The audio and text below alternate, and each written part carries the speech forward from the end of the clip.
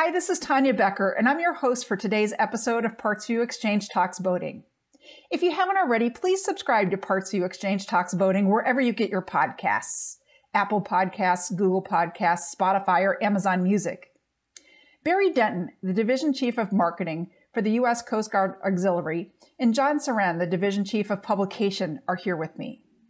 I'm so glad that you decided to join me on this episode, John and Barry, because I wanted to talk about some of the truly fascinating history of the U.S. Coast Guard and the Coast Guard Auxiliary, then discuss the critical work the Auxiliary does today. I also wanted to help our listeners better understand some of the ways the Auxiliary is such a valuable resource for recreational boaters, and finally some of the ways that people can get involved in the Auxiliary itself in serving in a volunteer capacity. The United States Coast Guard is one of the oldest organizations within the federal government and is the U.S. military's oldest maritime defense branch, predating the Navy's formation by about 8 years. I don't know how many people know that on August 4th, 1770, Congress authorized Secretary of Treasury Alexander Hamilton's proposal to build 10 cutters to protect the new nation. After 177 years of being housed in the Department of Treasury, in 1967, the United States Coast Guard was transferred to the newly formed Department of Transportation. Then in March of 2003, it was transferred to the Department of Homeland Security. Because the Coast Guard itself has served so many roles over the history of the United States, I think there's sometimes a lack of understanding as to what the Coast Guard does, and by extension, the role of the United States Coast Guard Auxiliary, in the really valuable work that you all do. So let's dive in a little bit. Thanks so much for joining me, Barry and John. Pleasure to be here. Awesome. Yeah, before we jump into the Coast Guard Auxiliary story, I was hoping you'd share a little bit about how each of you made your way to the Auxiliary and your current roles in the organization. Barry, do you want to kick off? Sure. Well, I was a latecomer. I actually spent a short stint in the Coast Guard back in the 80s. Yes, I'm that old. But I had a friend of mine one time. He walked in. He was in a flight suit. And I was like, wait a minute, are you a pilot? Are you in the Air Force? And he said, no, I'm in the Coast Guard Auxiliary. And I'm going, what's the Auxiliary? And that's really what started my journey to serve. From that point, what kind of got me into this position, I have done a lot in public affairs. I've been on a public information officer for an organization for a while. I was on Fox News, CNN. And so it was just a natural fit to take my talents from public affairs into the Auxiliary, and that's what led me to marketing. So yeah, I'm the Division Chief of Marketing. So you weren't even fully aware of the Auxiliary, even though you were active duty Coast Guard in the day. Mm-hmm. That's interesting. Yeah, I was just in for a short time, and yeah, it was something I left there. Left the Coast Guard, went into my career for 30 years, and it just was never on my radar. And I wish I'd known years ago. That's why I'm very adamant about promoting the Auxiliary, because there's so many great things you can do in the Auxiliary, and most people have no idea it exists. Absolutely. How about you, John? How did you make your way here? So I actually graduated law school, and I was looking for my first job, and I was trying to decide between doing Air Force JAG and going into a law firm. I ended up deciding to go into a law firm. But I still wanted to, serve in some capacity, right? And so I was looking at various reserve programs. And when you work at large law firms, it's really hard to get away for long periods of time, like that initial, boot camp and whatnot training. So it never actually materialized. And I just kept looking and looking and looking. And I just happened to fall into someone told me, said, hey, have you heard about the Auxiliary? And this was, 3-4 years ago. I've been searching for something like this for decades and just haven't been able to find anything. I found it. It's like, wow, we can actually augment the Coast Guard pretty much, after, qualifying and very similar types of qualifications, and jumped right in with, 2 feet. And I'm a lawyer. So naturally, speaking, reading, writing, and all that led me to public affairs, do publications for the national staff. And on the other hand, I also, I'm on the elected side. So I was a flotilla commander, which is our basic unit. And now I'm a division commander for Chicago. Fantastic. Do you live in the Chicagoland area? I do. I used to live in the city, which was great. I would basically run down to Station Small pretty much every other day. But now I live in the suburbs. But I still make the hour-and-a-half drive down to Station Chicago for meetings and patrols and whatnot. Fantastic. I'm in the city. I'm the northwest side of the city, Albany Park. So yeah. So could you guys help our listeners understand the difference between the U.S. Coast Guard, the active duty side of the Coast Guard and the Coast Guard Auxiliary? Sure. John, you want to take? Yeah. So if you just go to the DHS website, they will say that the Coast Guard Auxiliary is the uniformed auxiliary service of the Coast Guard. So just a few key things there, right? We're all volunteers, right? And we're all civilians. So we're not part of the military or whatnot, but we are still part of Team Coast Guard. Primary mission is recreational boating safety, but we can support the Coast Guard in many different roles. Basically any mission of the Coast Guard, as long as it's not law enforcement or military. Okay. And I know, Barry, our roles are expanding, right? Yes. Yeah, they are. We've got a lot more going on these days than we have in years past. And especially with the issue, which I'm sure we'll talk later about, the pandemic coming in, we've seen an increased need for people with technology experience, because that is something that we've all had to adjust to in the past couple of years. So we continue to expand, we continue to grow. There's so many opportunities in the auxiliary for people to serve. And it really, the auxiliary is literally just an extension of the Coast Guard, right? That's kind of what, and you all, like you said, John, you support any mission except for law enforcement or military that the Coast Guard might need to handle, which is a lot of things. They do a lot of stuff. Yeah, exactly. And if you look at if you go to, let's say, sector like Michigan or MSU Chicago, and you look at their command page, you'll see, right, the commander will say, I lead, X number of active duty, X number of reservists, and X number of auxiliaries. So we're right there along with the rest, our active duty and reserve shipmates. We are part of the team, and they recognize, the value that we bring, because don't forget, right, the Coast Guard is a very small service. Right. And so when you have an additional set of 26,000 auxiliarists that, all have jobs and special skills and whatnot, you can really fill a lot of gaps you may not even realize you need until you actually have an immediate need, and you can go right to that bench to fill. Yeah, absolutely. So when and why was the auxiliary founded?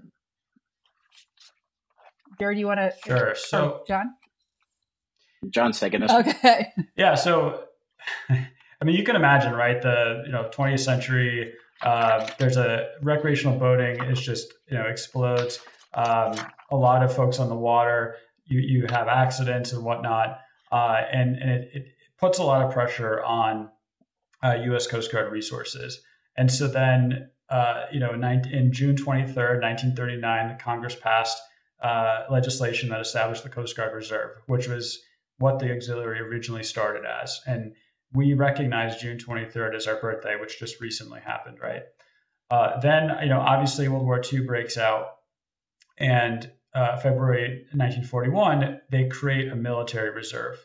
And it sort of splits off from what the reserve used to be. And the auxiliary is the civilian side. You have the military reserve. And then in the middle, during World War II, they created a temporary reserve. And so they were able to enroll about 50,000 auxiliarists that were civilians into this temporary reserve to receive military training and really backfill a lot of the shoreside type installations, not just filling the stations, but doing beach patrols, securing harbors, fighting fires, guarding naval vessels. Believe it or not, we had folks doing anti-submarine warfare. And so there was this temporary reserve setup, which, believe it or not, it actually is still on the books and it still exists today. So theoretically today, the auxiliarists could be enrolled into the temporary reserve, but we haven't seen it since World War II. And then after World War II, right, there's this, a lot of folks have free time. So they have, there's a surge of folks on the water, and that's where, recreational boating safety, education, vessel exams are very important. If you fast forward all the way to 1996, that's where, I think that's a critical milestone in our history where Congress passed legislation that allowed for auxiliaries to support any mission of the Coast Guard so long as it doesn't involve military or law enforcement activities. That's what allows us to essentially, slot right in. Let's say, for example, a public affairs specialist, they couldn't find an active or reservist to fill a last minute request. They send an auxiliarist under active duty orders, something like that, right? Or someone serves, as a chef on a cutter, in active duty role, right? Getting paid, getting sea hours, just like, being able to qualify, step out of the kitchen and go qualify on as a helmsman. So that 1996 was a core a step forward for our organization. And then since that time, right, you had 9/11, the creation of the Department of Homeland Security, the Coast Guard went over there to that agency. And since that time, as you can imagine, with the hurricanes and as you can see, the Coast Guard's getting sent all around the world now. And it's not just, the home front. So as you can imagine, with such a small, with a smaller service, we are filling all of those gaps, and they're finding new roles for us pretty much on a daily basis. I mean, it's pretty incredible. That's so interesting. So how is the Coast Guard Auxiliary organized in lead? Well, one thing that a lot of people don't realize, so the auxiliary reports to the commandant who oversees the Coast Guard. Now, we are, again, as John told you, we're volunteer led. So we're at the direction of the commandant, but our membership elects a national commodore. The national commodore and what's called the national bridge. The national bridge is the higher up leadership of the auxiliary. Again, they're volunteers. They're not paid. This is a volunteer organization. And from the national bridge, they will appoint staff that run the national organization.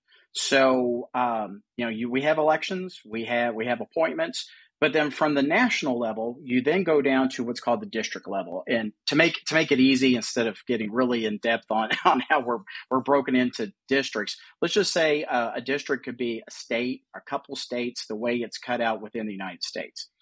Districts then have divisions. Divisions are sections, let's say sections within that state.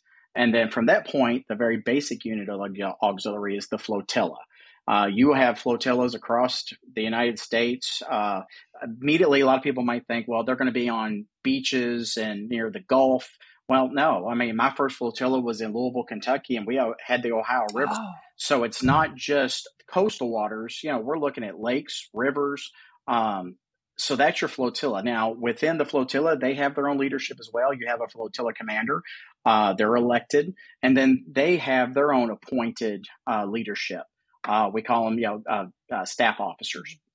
So within the ranks, we have all these different offices, but then a lot of people will see, as you see, that I'm dressed in our TROPS uniform, John's in our ODUs. We have uniforms just like the Coast Guard. Now, our insignias can be a little different.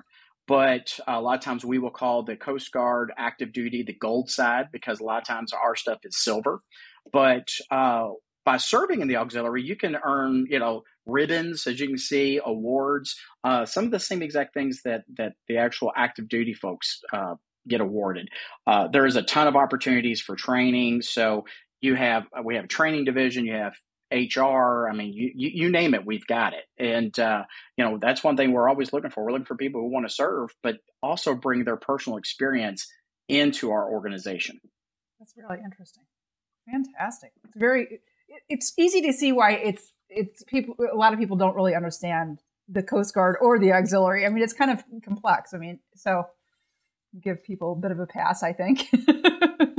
Yeah, and you don't have this with Army, Navy, Air Force. I mean, this is a very unusual opportunity for folks, and you can serve at any age, and after the age of 17. I mean, there's so many opportunities for people to become involved. Absolutely. So, what all does the auxiliary do? I mean, what all do you do? I know anything that the Coast Guard can do, except for the military and policing roles, but what are some examples of some of the things that you do? I'll start out by saying, one thing that we're really focused on is safe boating. You'll see us do vessel safety checks. which are free. We encourage those. You have teams out every weekend looking for boaters who want to have a vessel safety check. We do safe boating classes. It's amazing how many people will purchase a boat and they've never ever been on one, or they don't know how to drive. They think, well, I'll just drive this like my car. Doesn't work that way. And there's rules of the road. There's rules out when you're in the water. So we teach boating safety classes. We prepare people with safety resources, giving them understanding of what proper life vest, that you need a life vest. You'd be surprised how many people don't wear a life vest. So there's all kinds of visible things you'll see us out, when it comes to some of the missions and things that we do. Yeah. And as Barry said, that's sort of our bread and butter, right? The recreational boating safety, and that's why we were created, and that's a big part of what we do. But post 1996 and sort of this expanded role, you will see us now as chaplains, public affairs, recruiters, healthcare service folks, marine safety inspectors, academy recruiters, interpreters. So, if you just follow various active duty units, even most recently, I think the Cutter Monroe just did a story on auxiliary interpreters and assisting with some drug interdictions. I mean, we've moved, we've got our core mission, but then we're starting to fill these other roles. And as I said, I think as they discover, right, I think as Barry said, IT might be the next frontier, right, where they'll start slotting us into these additional roles in time. So interesting. I mean, the onset of the pandemic, which, you mentioned this a little bit earlier, Barry, we produced a lot of new boaters. We saw it. PartsVu saw this. It was a little nutty. Did you see accidents, injuries, deaths go up as a result of people out there not knowing what they were doing, basically? Yeah, and so I think one thing the Coast Guard releases every year are boating safety statistics, and you can go to USCGboating.org to get that. And it has all the prior years as well. And so you can do compare, contrast, and get that. But what we saw in 2020 was, yes, to answer your question. In 2020, yes, essentially accidents, deaths, injuries increased by about 25%, roughly, totaling about 5,000 accidents, 767 deaths, $62 million of property damage. So that's a very significant increase, right? And now from there, and we know that, generally that a lot of this, we get more folks on the water, right? Because there's not a lot to do. Everything is shut down. They know this from increased boat sales, insurance policy claims, calls for towing assistance and whatnot. But then in 2021, thankfully, that those accidents, deaths, and injuries reduced, right, by about 15%. Now, obviously, we're halfway through 2022. We don't know. We won't know until Q2, Q3 of 2023. But that's and you can get all this information publicly, and it's something that I think, Barry, that some you can talk about some leading causes of death and injuries and whatnot. Yeah, exactly. Would you want to go ahead and address that, Barry? What are some of the? Yeah. So obviously the one thing that people typically think about, which is one of our highest issues of lethality, is drowning. 75 to about 81% die from drowning from being out in the water. The scariest statistic outside of that is the fact that 83 to 86% of those that drown were not wearing a life jacket. Having a life vest, life jacket, it's imperative. That this is one of those things we're constantly preaching this. We promote it with almost everything we do, but it's amazing how many people will be out on a boat and they have no idea where the life jackets are, and how many boats won't have life jackets even on them, even though they're required. So drowning is huge. 78% of the boaters who drown use vehicles less than 21 feet, which means they were either probably in a smaller boat, We've seen an increase in kayak use, which has become a very popular sport. But at the same time, people don't get training. They don't get understanding on how to do it and how to do it safely. Same thing with the smaller boats. That's why we see people just saying, "Hey, I'm going to buy a boat today." That's great, but get the training, get that experience that you need. Alcohol, as you can imagine, is a leading factor. 16 to 18% of our deaths are involve alcohol. Which, something that John and I were talking recently about is people don't realize when you're out boating and you're taking a couple beers and, and you're drinking, that sun impacts you more than people realize, and the exhaustion. And so, alcohol and boating, they really don't mix, and they should not mix. The 5 causes of death typically, first is operator inattention. People are out in the water, they're having a good time, but they're not paying attention to their surroundings. The other one, operator inexperience. Again, we teach classes, we try and encourage people to get that experience that they need. Not having a lookout. There are so many things on the water that people miss. Mechanical failure does happen. It's important to make sure you keep your boat, proper maintenance and kept up. And then, of course, the one that most of people will realize is important, because we see it with cars: excessive speed. They're going way too fast for conditions, and they lose control. So, unfortunately, these are not the most exciting things to talk about, but they're important because the most important thing for us is to save lives. We want to save lives, and getting that message out, especially wearing your life vest, is key for us. Absolutely. It's interesting that you mentioned the small vessel, fact. I think that, accidents and casualties definitely went up in Chicago, in 2020. I think that number one, people underestimate the Great Lakes. They think it's a lake, how hard, how rough can it be? Lake Michigan is not a joke. It's, it's, ocean conditions. Ocean, mindset needed. And I think people take some of these smaller vessels just in waters that are not designed for. Yeah, for sure. And there's examples of that all the time.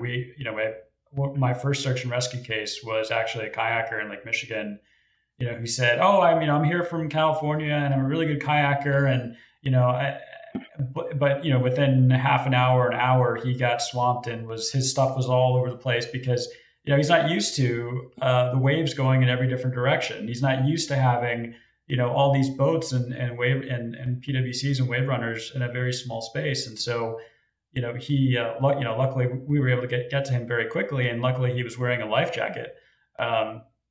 But yeah, people don't realize, big, lakes, rivers, they're just as dangerous as the open water. And I agree with you. We're out on Lake Michigan we actually run 4 or 5 patrols a week, and it's an ocean. Yeah, for sure.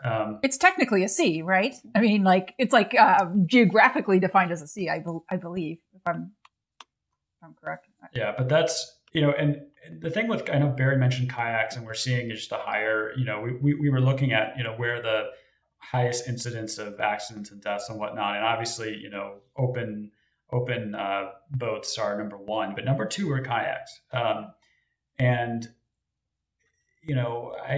a member of some social media platforms, and I see a lot of kayak groups, and I would say 1 out of every 2 or 3 posts that I see are of folks on kayaks without life jackets. Mm-hmm.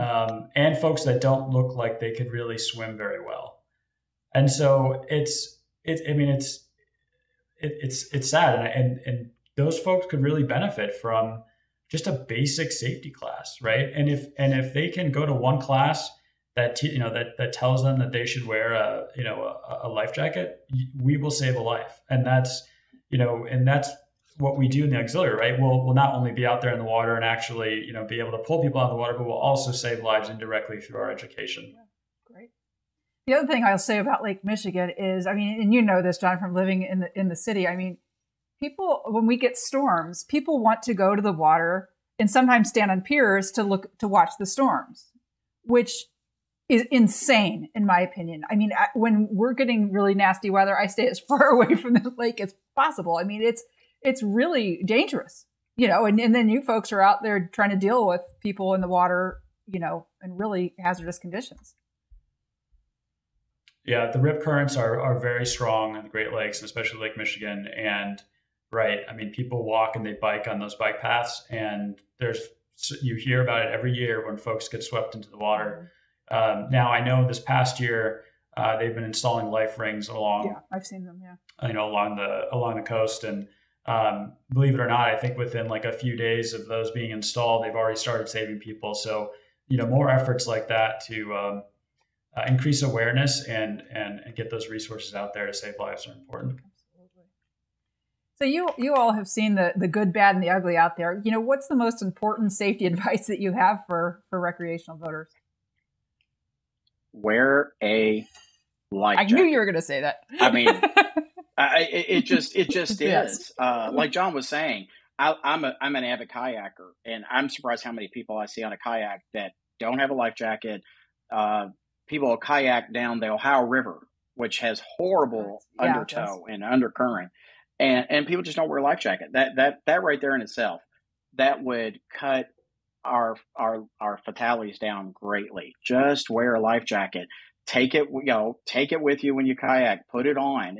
It really, the life you save will be your own. Yeah, so that's the first thing. That's right. And it actually doesn't matter how good a swimmer you are. And I don't have the statistic, but I think it's like most people that drown are actually very good swimmers. So, wear your life jacket, as Barry said. It doesn't matter how good of a swimmer you are. You cannot beat a strong undertow, or you just can't. I mean, it's impossible. No. It's impossible. This probably the next thing is as I alluded to earlier, take a boating safety class. It's amazing how many people will buy a boat and they think, well, this is easy, and they don't pay attention to safety protocols and planning. When you're going to go out on the water, to plan. Don't just say, let's just go turn the key in, let's go. Taking a boating safety class, and people can find those through our website. There's always one somewhere near you. That's probably the big thing, is just taking safety classes. There's all kinds of opportunities for training through the auxiliary. Good. So that's a good point, Barry. Why don't we I was going to just, ask you this at the very end, but, since you raised the topic, the auxiliary has safety classes, also a lot of great publications, reference materials that people can use. What are some of those, those resources that are most helpful to people? There's a ton of things. The one thing that the auxiliary is not shy of having is material. Yeah. We have a ton. And I was going to promote this earlier, is go to join USCG AUX.org. There is a ton of opportunities on there, and not just opportunity as in joining the auxiliary, but finding flotillas within your region. Every region will have training. There's all kinds of safety material, reference material. If you're looking for it, it's there. If it relates to boating or safe boating, and we just cannot push people enough to go to that website. Good. And I would say the core classes, right, are the boating safety classes, which you need a lot, in many states to be able to operate a vessel. And those are like the full classes. I mentioned a kayak safety class. So there's a paddler's guide to safety class. It is a safety-oriented class that the auxiliary is doing in conjunction with the American Canoe Association. Now, the ACA actually has a lot more sort of hands-on type trainings, but ours is more safety-oriented. So those are, I would say, like the core ones. But as Barry said, there's a lot. If you want navigation, or there's all kinds of things out there for folks. And the other thing too, I think Barry mentioned it earlier, is just get your vessels safety checked. They're voluntary, they're free. It's just a nice reminder. Do I have everything I need before I go out there? And you may have it one year, you may not have it the other year. You may not realize that your nav lights went out, or your fire extinguishers are now not valid, or your flares are now expired. Those are helpful things to do. It will save your life out there too, that you have the appropriate equipment. It's not just, do I have everything to pass a boarding if I ever get boarded by the Coast Guard, but it's there to make sure that you're ready. And you want to, typically try and get it right earlier in the season. So so that you're prepared. I think a lot of people don't know that flares and fire extinguishers expire. You know, they don't. They really don't. I can tell you the majority of inspections I've done, there's always typically a fire extinguisher the charge is out of it. Yeah. And they go, well, I bought it, 5 years ago. Well, your charge has gone out. And so it's again, that's what these vessel safety checks, which are free. Again, they're free. We'll do them for free. But that's why they're so important for us to look at those things, because, they want to have a good time on the water. We want them to have a good time on the water. We just want them to be safe. That's right. And then one last thing I think, important is filing a flow plan. You can tell someone that's not out with you on the water where you're going, around what time you're leaving, what time you'll be there, at your destination. And someone that can check up on you, because if you don't show up, at least someone knows generally the route that you are going to be. It's not like, okay, where's your vessel? Oh, on Lake Michigan. Okay, that's helpful. Our small boats and our helicopters have very small. They can't be out there indefinitely. So it'd be great to know, right, what general path are you taking here? So at least they have a place to start for their patterns and whatnot. Yeah, that's a very good point. Navigable to a lot of things like hiking and things like that. Just tell people where you're going. Mm-hmm. I mean, so if someone is interested, and you started to allude to this, Barry, if somebody's interested in joining or supporting the auxiliary, if you could mention that website URL again, and then, what are some of the qualifications to join, or some of the roles it sounds like there's many different roles and opportunities. Mm-hmm. So the website, join, JOIN, USCG, so United States Coast Guard, and then AUX.org. That's the website. Once you go on there, you'll be able to see everything. And when it comes to the information, there are some very general qualifications. You must be at least 17 years old. We ask that you be a U.S. citizen, and then clear of any felony and major convictions. Those are probably the key things that most people that we have to ask up front. Now, when it comes to an age limit, those people say, well, I'm sorry, I'm 65, I can't do this. No, that's not the case. We have some very old auxiliarists. It's amazing. John and I are young compared to, in our auxiliary life. I mean, there's people that have been in the auxiliary. I know somebody's been in the auxiliary for, like 40 years. And this man is still very active. So those are the basic qualifications. But, if they go to that website, there's going to be a ton of things that they can look at. We look at all kinds of opportunities. Again, you can bring, if you're a photographer, we've got a place for you. If your expertise is human resources, we've got a place for you. If you're a lawyer, we have a place for you. Culinary. I know somebody just joined the auxiliary and they're a chef. And so now they are actually cooking at one of our sector stations for the Coast Guard active duty. So there's so many opportunities. We could spend hours telling you every opportunity someone has to serve. That's wonderful. Yeah, and I definitely encourage people to check it out. John, did you wanted to mention something else? Mm-hmm. Yeah, and as Barry said, there's no boot camp, right? There's no medical fitness requirements. Now, if you do certain types of operations, especially if you work with active duty, yes, you will have to do that. But at least initially to join, there's not like a certain bar that you have to hit. The annual requirements are pretty simple. It's, make sure you complete your training and pay your dues. Other than that, it's a fairly low bar. But, as Barry said, the great thing about the auxiliary is that you have all these people, 26,000 people, right, that bring their professional experience, and it's the full spectrum of folks. And that just provides perspective and a deep bench for Team Coast Guard to, complete its missions. Wonderful. It makes all the sense in the world. And as I was saying, we definitely encourage people to get involved and support what, our listeners and so many of us love to do. Boating, and doing it safely and so forth. So Thank you both for being here. I want to, certainly thank you for your service. Thank you for being here and sharing, the information, insights about the auxiliary with our listeners and with the industry. So, thank you. Well, thanks for having us. Thank you. Thanks for tuning in to this episode of the PartsVu Xchange Talks Boating Podcast. Are you in a dock war with your boating neighbor for the cleanest boat? Check out our marine soaps, polishes, waxes, and more at PartsVu.com. And for free shipping, use the coupon code PVTalksShine, a special perk for our podcast listeners. Follow us on Facebook and Instagram for boating knowledge, to keep in touch with the PartsVu community, and for special sales and promotions.